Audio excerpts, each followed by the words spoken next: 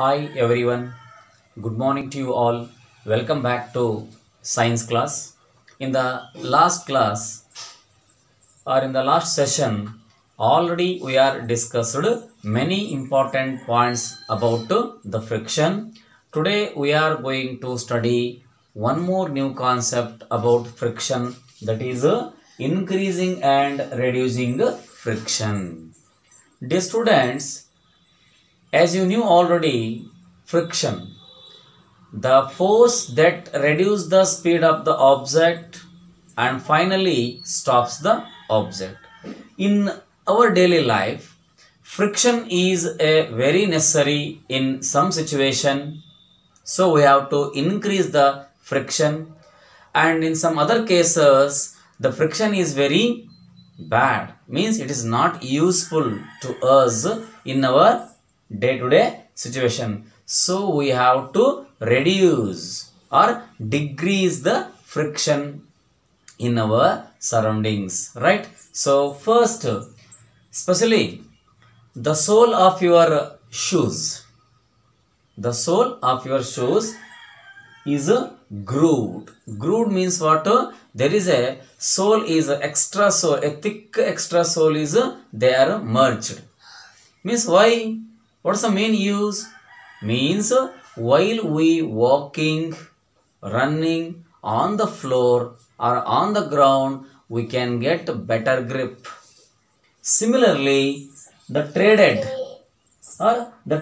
tires of cars, trucks and many vehicles provide a better grip with the ground. So that is why it is deliberately increase the friction in our day-to-day life. So the first case, while you are riding a bicycle, what happens? The brake system will be there. Brake system is some brake system having some pads.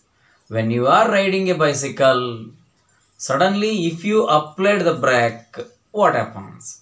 So normally the brake system in bicycle, there is a brake pads are there. The brake pads actually do not touch the wheel, but when you are applied the brake pads are going to arrest the rims of the wheel and stops the moving. So now we have to increase the friction in this case, right? And one more, you may have experienced about kabaddi players. So kabaddi players almost all they are apply the soil on their hands. Do you know why? Because to get a better grip to catch the opponents, that's why they apply the soil on their hands, right? And one more case, especially gymnasts also apply the corace.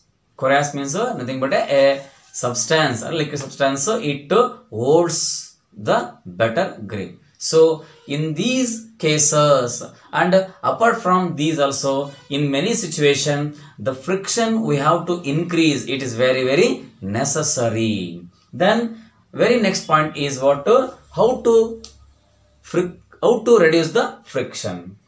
You might have experienced that the sprinkle fine powder on the carom board, right? And also the oil is poured on the inks of the door. Inks means they are the just clips to connect the door and the main wood seat, okay? And uses grease and oil and graphite between the moving parts of the automobiles. Do you know why they apply here the fine powder, oil, grease and also graphite and some oil poured on these moving parts? Do you know why? Of course, to reduce the friction. So when in the carom board, if you sprinkle the fine powder, it reduces the friction between the coins and the board, right? That is why we are sprinkle fine powder. And oil is poured on the inks of the door. If you apply oil for the inks, the door can open and close very easily. If not, there is a friction is increased and we get some sound. Understood? And at last, in many automobiles, the vehicles are moving from one place to another place and continuously they have to move. No? That is why there is a more friction is produced between the moving parts. That is why we have to apply the grease, oil as well as graphite. Then only we can reduce the friction. That is why the increase and decrease of the friction is very necessary in our life. Dear students, one more new important concept is a lubricant. What is a lubricant? Lubricant is the substances or the substance which is used. Okay, it's a substance which is used or reduce the friction between the parts of the automobiles or many parts in our day-to-day life, right? So totally lubricant is a substance that reduces the friction between the objects. Then it is called as a lubricant. And example, oil, grease, graphite and even air cushion. These are also some of the examples of the lubricant. Lubricant play a very important role almost all in automobiles and in our other activities of our day-to-day life, right? And the last important concept is fluid friction. What is the fluid friction? As you know already, air is a light and also thin. Air is a light and thin. So specially here there is a common name of the gases as well as liquids is fluids. We call it is or there is a one common name is there for gases as well as liquids, that is the fluids. So fluids also exert force of friction on the object when they are in motion. So the force of friction is caused by the fluids is called as drag.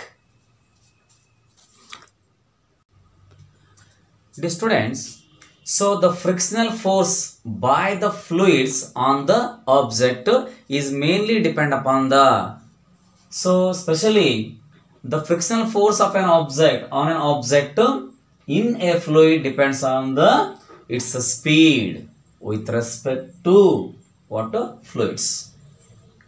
The speed as well as with respect to fluid. The speed of the object and also the respect to fluid. And also one more important point is the frictional force of the objects or the frictional force on the object in the fluid also depends upon the shape of the object as well as nature of the fluid. It means totally in fluids the frictional force is exerted on an object depend upon the nature of the fluid, shape of the object as well as speed of the object. Okay, this is about the nature of or the frictional force on friction objects by the fluids.